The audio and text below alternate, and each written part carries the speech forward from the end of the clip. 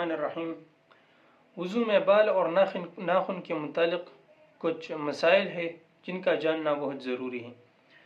پہلا مسئلہ یہ ہے کہ وضو کرنے کے بعد کسی نے ناخن کاٹ دیے، یعنی وضو بڑے ناخنوں کے ساتھ اس نے کر لیا، وضو کے بعد اس نے اپنی ناخن کاٹ دیے، تو کیا اب یہ دوبارہ وہ جگہ دھوئے گا جو ناخنوں کے نیچے تھا، یا یہ وضو دوبارہ کرے گا؟ تو اس کے بارے میں علم الفقہ اور شرح تنویر اس طرح بہشتی زیور میں ہے کہ یہ دوبارہ وضو نہیں کرے گا،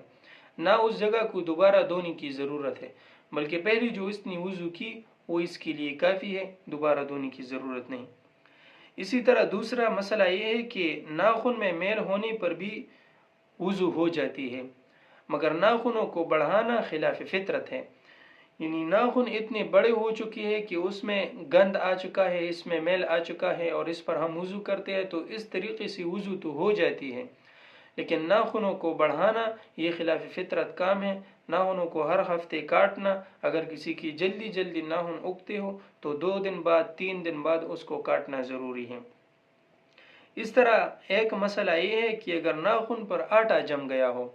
اور یہ آٹا ناخنوں پر موجود ہو اور یہ اس کے اوپر وضو کرے، یعنی یہ آٹا اس نے ہٹایا نہیں ہے اور اس کے اوپر وضو کرے، تو اس پر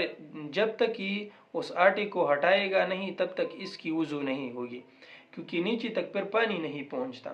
تو جب یہ اس سے اپنے ہاتھوں سے آٹا ہٹائے گا، دوبارہ وضو کرے گا، تو اس طرح اس کی وضو ٹھیک ہو جائے گی۔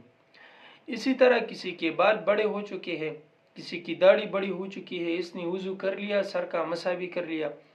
اس کے بعد اس نے اپنے سر کے بال یا داڑھی وہ کٹوا دی، کم کر لی، تو کیا دوبارہ یہ وضو کرے گا؟ اس کی مسح ہو چکی ہے یا یہ دوبارہ یہ کرے گا؟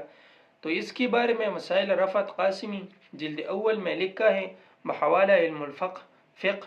اس نے لکھا ہے کہ دوبارہ یہ وضو کرنا، دوبارہ مسح کرنا یہ ضروری نہیں، بلکہ جو پہلے یہ کر چکا ہے وہ اس کے لیے کافی ہے، اس سے وہ وضو جائز ہے، نماز کرنا، تلاوت کرنا، سب چیزیں اس سے جائز ہیں۔